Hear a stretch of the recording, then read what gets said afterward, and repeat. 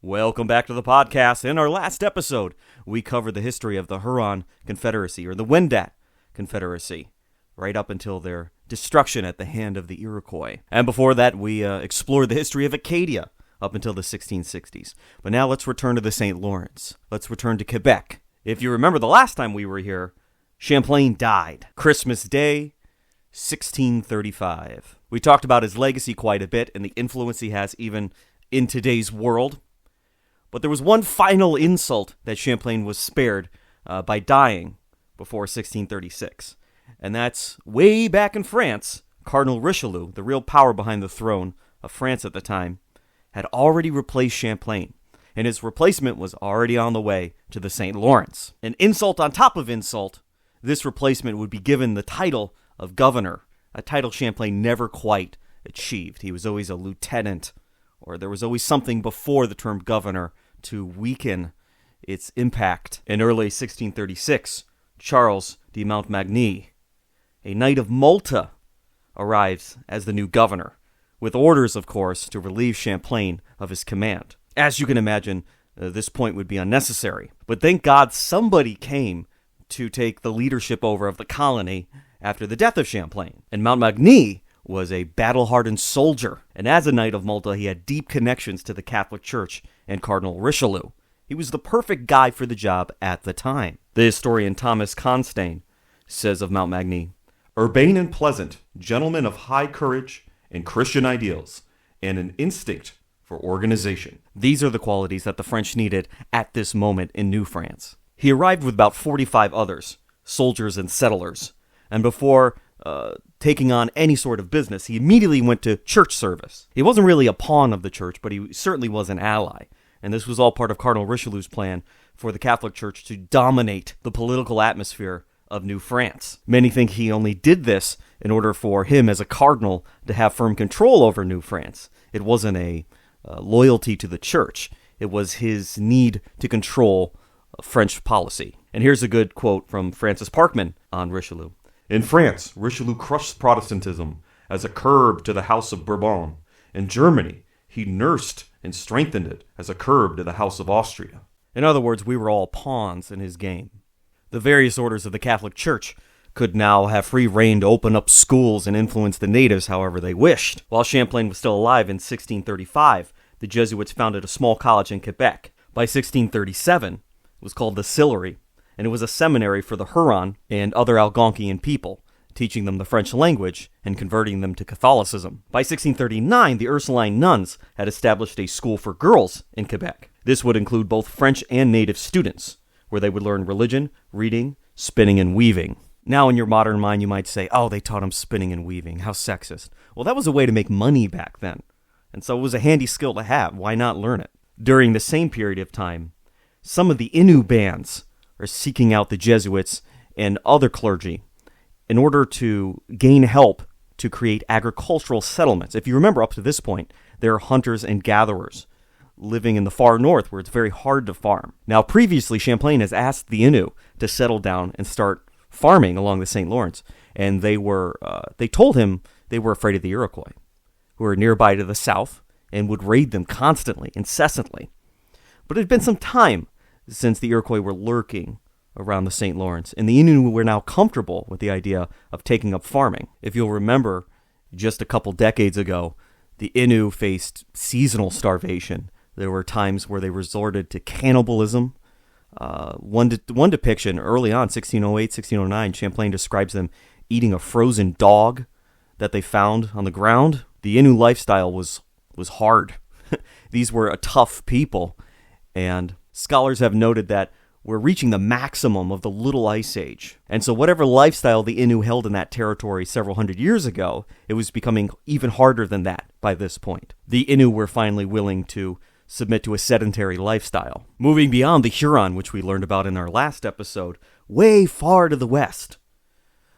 While Champlain was still alive, he sent out a young man named Jean Nicolet, who was loyal to him even when the English took over the colony. At this point, Jean was probably the first Frenchman or European at all to make it this far inland into North America among the Great Lakes. He was already a trader and interpreter for the Huron, but he ran into the Winnebago people, who were traditional enemies of the Huron on their western frontier. He brokered a peace between the two groups, which caused a whole new set of networks to feed furs into Huron territory, which eventually, of course, would make it a New France. Never mind that Champlain, when he first sent Jean out to the west, gave him 2 very decorative handguns and a colorful silk robe, because Champlain intended for him to run into the Emperor of China. I personally find it very hard to believe that Champlain still believed there was an overland route to China through what we now know as North America at this late date. Just to remind you, Champlain knew decades ago,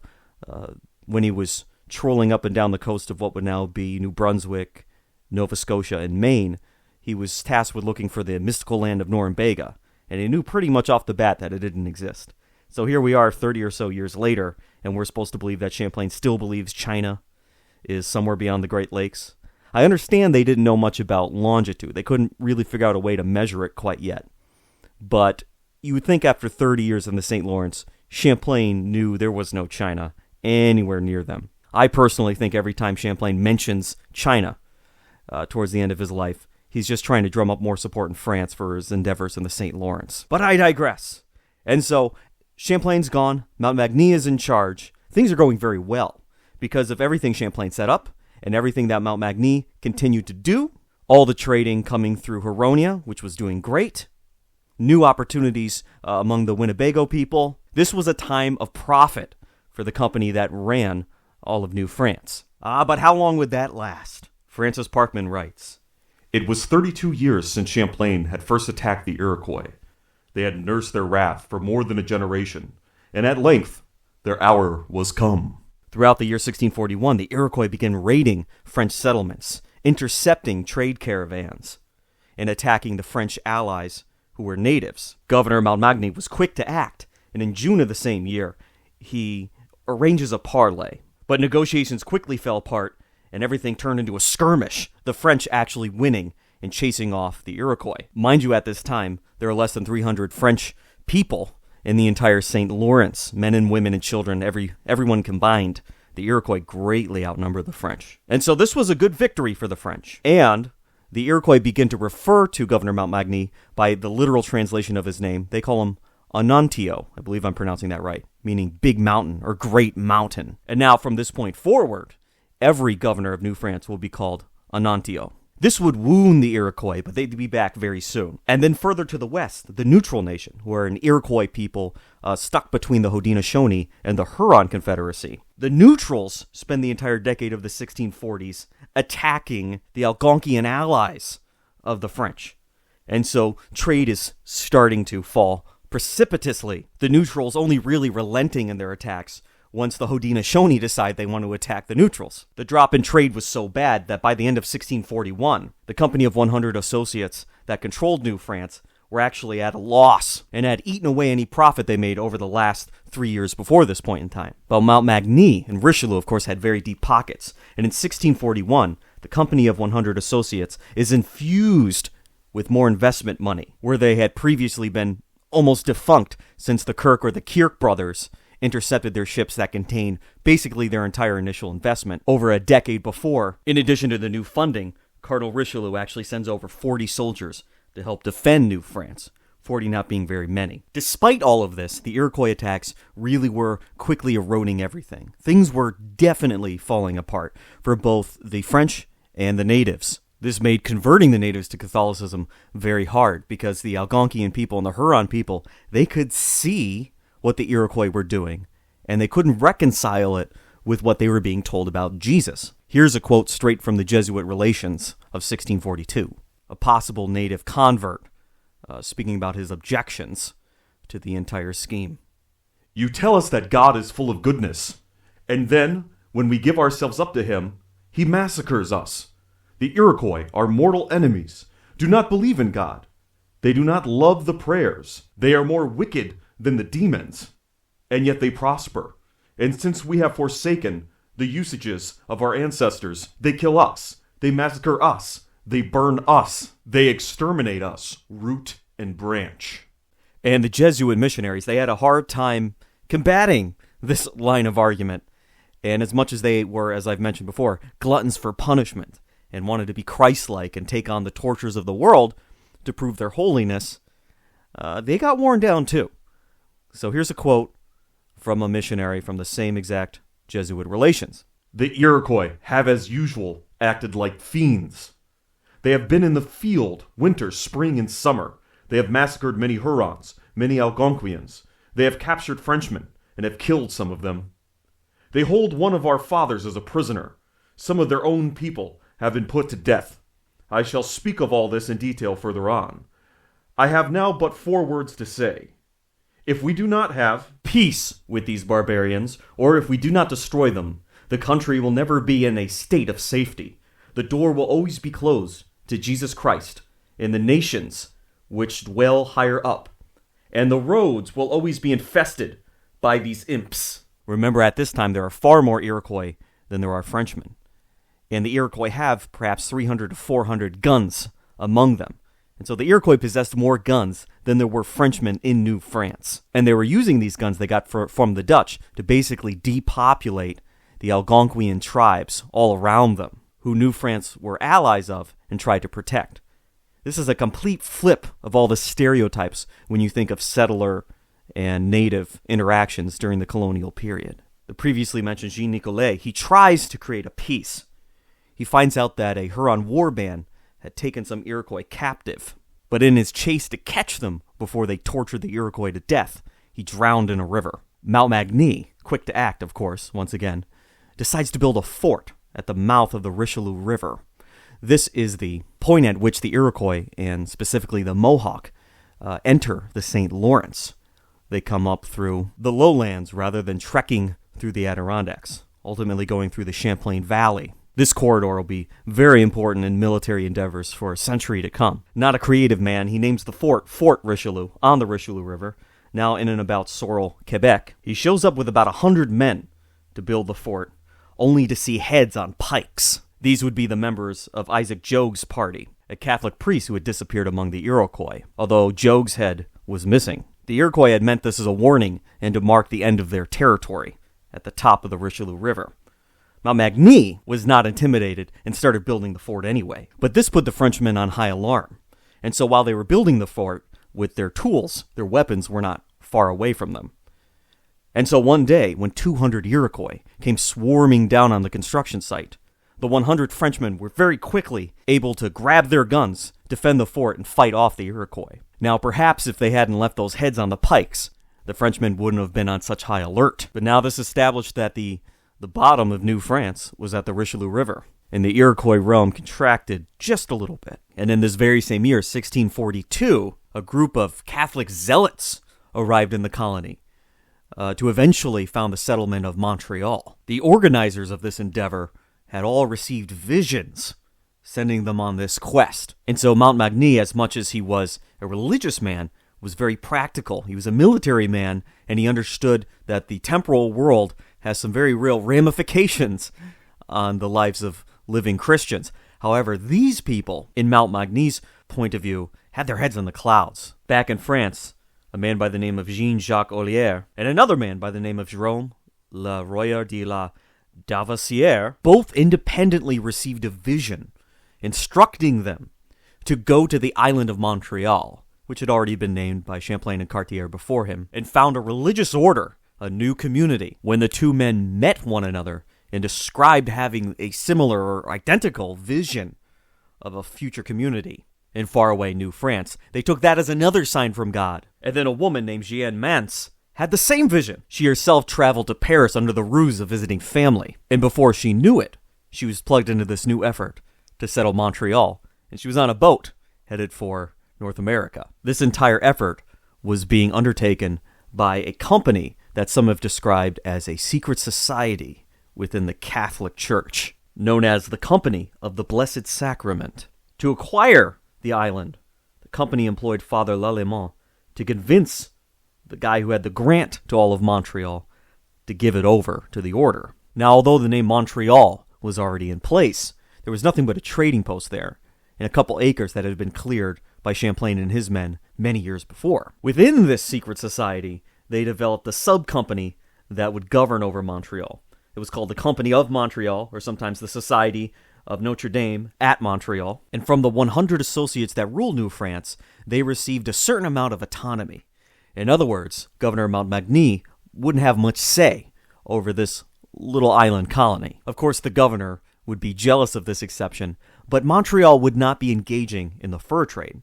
That was specific in their mission, and so that made this a little better, a little more tolerable for the authorities of New France. The settlers arrived in Quebec with 40 men and 4 women, including Jeanne Mance, the lady I mentioned before. It was far too late in the year to actually settle Montreal, and so they would have to overwinter in Quebec. And so the future governor of Montreal, Governor Maisonneuve, was able to have these long discussions with Governor Montmagny.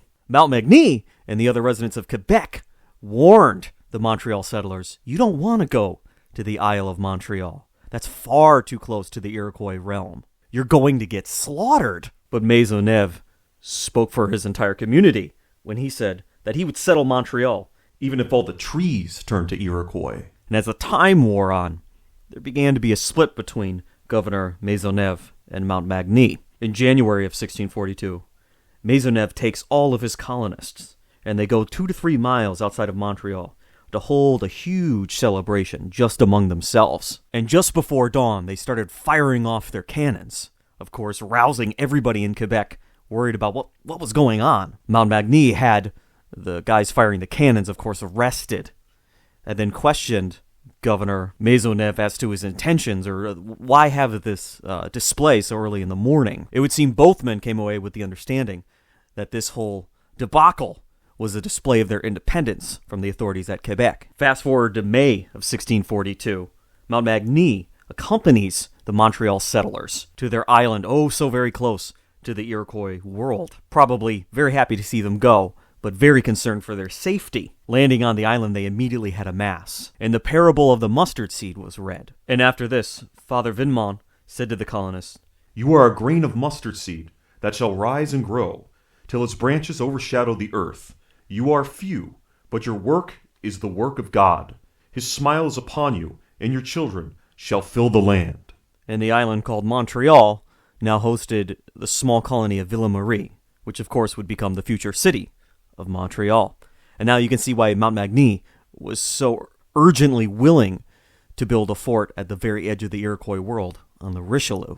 But very quickly, the residents of Montreal found it was hard to entice natives to live on their island, the natives sharing Montmagny's view that they were far too close to the Iroquois. But nevertheless, Maisonneuve would be governor over Montreal for the next 20 years.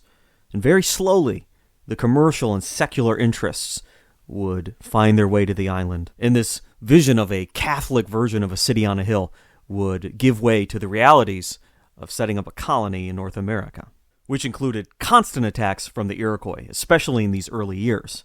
Now not having to travel as far as Quebec City, they could go to Montreal. Over the next couple of years, Frenchmen found on the very outskirts of Montreal would be captured by Iroquois. Many of them drowned, tortured, or burned alive. Here's one such incident that took place in 1643 that I found in the Jesuit Relations. A band of 40 Iroquois made an attack on Montreal. They saw 60 Huron coming downriver in 13 canoes filled with pelts. The Iroquois fell upon them, and they took 23 prisoner, as well as attacking 5 Frenchmen who were working at some carpentry 200 paces from the settlement. 3 of these they beat to death and took the other 2 captive.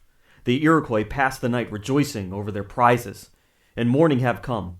They rushed upon the Huron prisoners and beat 13 of them to death. They kept 10 of them alive, along with 2 Frenchmen, and went away with rich spoils.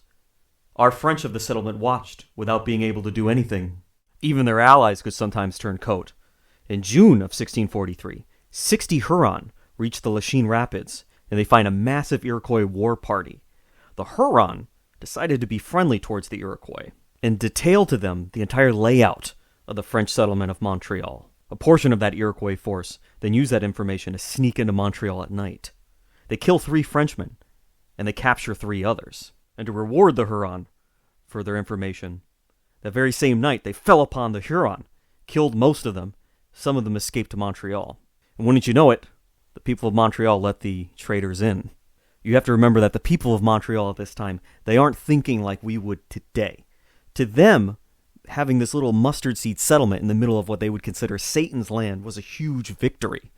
And any sort of native who seemed friendly to them, they would allow to be part of their settlement, or at least be there for a while. Everyone was an opportunity. Every soul was a soul that could be saved. This would be the very same year, however, that the Mohawk began using rotating bands of raiders. So instead of war being seasonal, as it often was traditionally, now you had an unrelenting schedule of war bands entering into the St. Lawrence, pillaging the French, and taking from the natives. Obviously, conditions had turned really bad in New France. The company wasn't making very much money. And by 1643, Cardinal Richelieu had died, meaning disorder not only for New France, but Old France. In his place, Cardinal Martyrdom filled the role. And as little attention as Richelieu gave to New France, Martyrdom gave even less. The company controlling New France, the company of 100 associates set up by Richelieu, they accused the Jesuits of participating in the fur trade and siphoning off funds that would otherwise be returned to the company's investors. Or even worse, that the Jesuits were conspiring with portions of the company to carry their own cargo to France to be sold. Either way, the company and its foundation had promised to settle 4,000 people by 1643. They came nowhere near that number. And so at this point, they start selling seigneurial estates more than they ever had before. These would be rich landowners who would essentially be lords in New France, required to bring over some settlers with them to clear and farm the land. From this point on, control of the colony on the ground level and of the trading became increasingly in the hands of the people who were actually in New France. These companies become more and more distant and less aware of what was actually happening in the colony. New France was weathering all this turnover and turmoil caused by the Iroquois and events in France. But if you remember from our last episode, we're entering the mid-1640s. Now the Iroquois are putting a lot of pressure on tribes to the west of them, particularly the Huron, who are the linchpin in the trading network that the French are depending on to get furs. And the Jesuits record this very same year that they still believe China to be just west of Huronia, despite the expeditions of Jean Nicolet. But the incessant Iroquois were about to tear through all those western tribes and dash many of the hopes of the Frenchmen in the process. This very same year, Father Diedmer says, "It is almost impossible to make peace or war with these barbarians, because war is their life, their amusement, and their source of profit, all in one." Indeed, why were the Iroquois so vicious during this time period? Well, for one thing, they were the victims of plagues that the Huron experienced, every other native group experienced, that would kill between 50 and 90% of their population over the course of the 17th century. And so they engaged in what was either called the Beaver Wars or more recently the Mourning Wars, where yes, they wanted to control the beaver trade so that they could get these European goods because they had lost their native skills to manufacture things themselves at this point. But they also wanted to replenish their population. And the people they most wanted to replenish their population with were these other Iroquoian-speaking groups who were not in the Iroquois Confederation, but could very easily assimilate. This would include the Huron, and the Cat People, and the Tobacco Nation, and the Neutrals, and many other groups we barely ever hear about. This only intensified traditional rivalries among native groups and alliances. Now, if you remember, Champlain plugged the French into one side, and that was the side of the Innu and the Huron, which the native peoples established long before Champlain were enemies of the Iroquois Confederacy. Here we are several decades later, and the rivalry is still going on. The blood feuds are still happening. The only difference is now the Iroquois are being supplied with state-of-the-art guns by the Dutch. But events to the south of the Iroquois would provide a moment of relief to the people of New France. You see, the Dutch in New Netherland were involved in what was called Kieft's War, because Governor Kieft, who basically single-handedly caused this war. You can listen to that episode in our first season. Well, anyway, the Dutch Iroquois allies would have to deal with various Algonquian groups among the Lenni Lenape and others down south of their territory. So they had to split their attention. And so, in this time period, there was a slight opportunity for a peace with New France. It's said that the Mohawk didn't actually want to wipe out the French population. They wanted to wipe out all of their trading allies so that the French would be forced to trade with the Mohawk. In spring of 1645, one Frenchman and 6 natives traveled down to Lake Champlain to attack the various hunting groups of Iroquois. Few in number, they managed to bring some captives back to the Sillery near Quebec. The natives settled there, scared the Iroquois with promises of ritualized torture. Governor Montmagny heard about these captives there, and he appeared at the native settlement and saved the Iroquois captives from their promised tortures.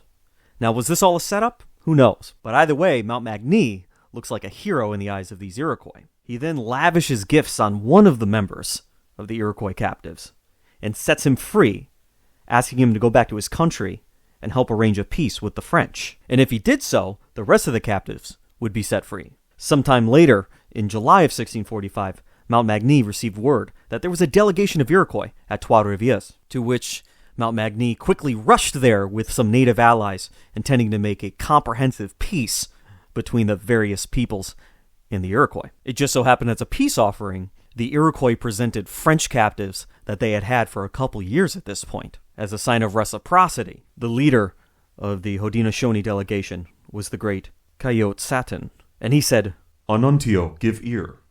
I am the mouth of my nation. When you listen to me, you listen to all the Iroquois. There is no evil in my heart. My song is a song of peace. We have many war songs in my country, but we have thrown them all away. After this speech, his people began to sing and distribute wampum belts.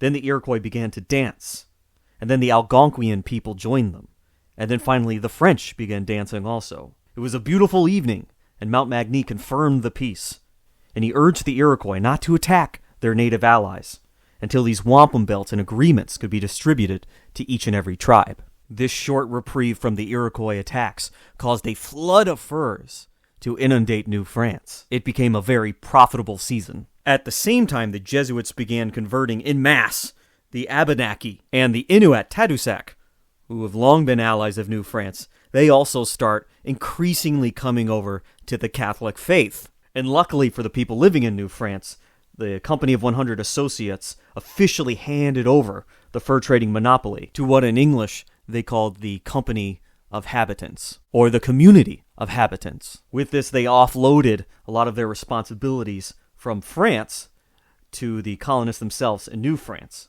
So now the habitants, the people living in New France, would be responsible for paying colonial officials, maintaining the forts, paying the clergy, and were tasked with bringing over at least 20 colonists a year. Specifically, the company would work as a colony as a whole, splitting people up into three classes: the principal, the middle, and the lower.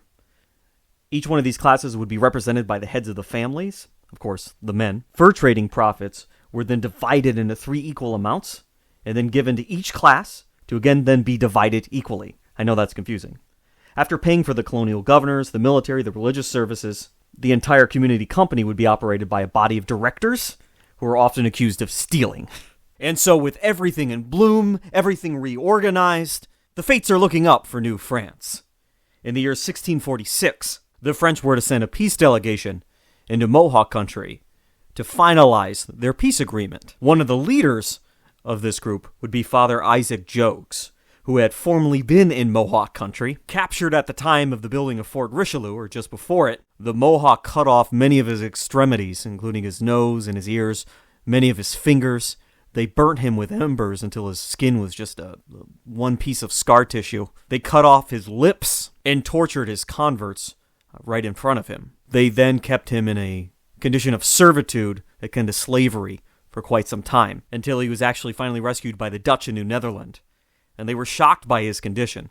And even though they were mostly Protestant, they saw this injured, mutilated Catholic priest as a symbol of the triumph of Christianity over these animist people. And in fact, when he finally made it back to France, they considered him a living martyr. Now, being called such a thing you might think is a compliment, but being a priest at this time and knowing the life of Christ, the suffering and the dying is part of proving your Christ-like status.